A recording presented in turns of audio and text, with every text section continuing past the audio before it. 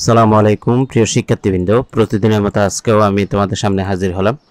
আজকে তোমরা যারা বিবিএ অনার্স ফার্স্ট ইয়ার আছো বা BBS first course first year আছো, তোমাদের জন্য প্রিন্সিপালস অফ অ্যাকাউন্টিং বা ফাইন্যান্সিয়াল অ্যাকাউন্টিং যে সাবজেক্টটা আছে সেখান থেকে চ্যাপ্টার 3 সাজেশন 12টা সলভ করার আগে আমরা সাজেশনের যে প্রশ্ন সেই প্রশ্নটা একটু বুঝবো।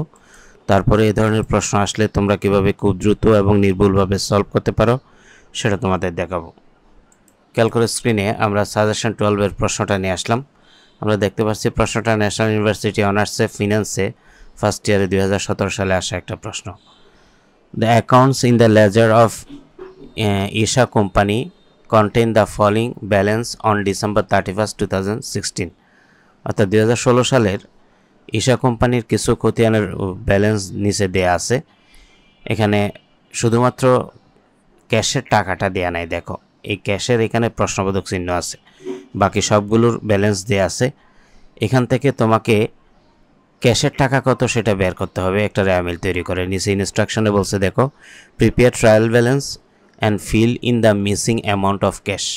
অর্থাৎ একটি রেয়ামিল তৈরি করো এবং রেয়ামিল তৈরি করে ক্যাশের মিসিং অ্যামাউন্ট কত হবে সেটা দেখো, অর্থাৎ ক্যাশের টাকা কত হবে। তো এই ক্ষেত্রে তোমাকে ক্যাশের টাকা বের করতে হলে রেয়ামিলের অন্যান্য দফাগুলো সঠিক মতো বসাতে হবে। অর্থাৎ রেয়ামিলের সম্পর্কে তোমার একদম ক্লিয়ার ধারণা থাকতে হবে। রেয়ামিলের নিয়ম হলো সকল প্রকার সম্পদ এবং খরচ ডেবিট হয়, আয় দায় এবং মূলধন ক্রেডিট হয়।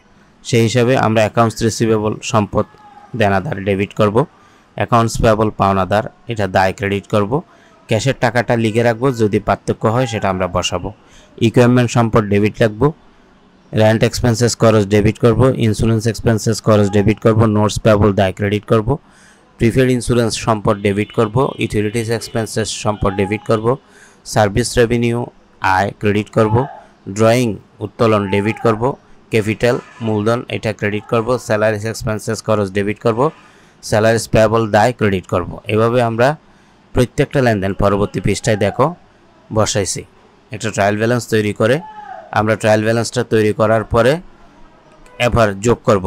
প্রথমে ক্রেডিট পাশে যোগ করে সবগুলো যোগ করলে 3,48,000 উভয় দিকে বসাই দিব। এবার 3,48,000 থেকে ডেবিটের যে টাকাগুলো বসছে সেগুলো সব মাইনাস করলে দেখবা ডেবিটে ক্যাশের সোজাসুজি 74,000 টাকা পার্থক্য আসবে। এটাই হবে ক্যাশের টাকা।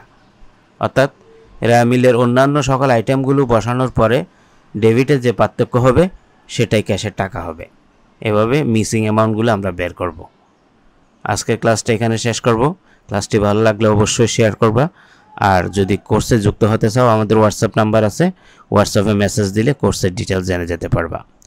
সবার প্রতি শুভকামনা রইল। আসসালামু আলাইকুম ওয়া রাহমাতুল্লাহি ওয়া বারাকাতুহু।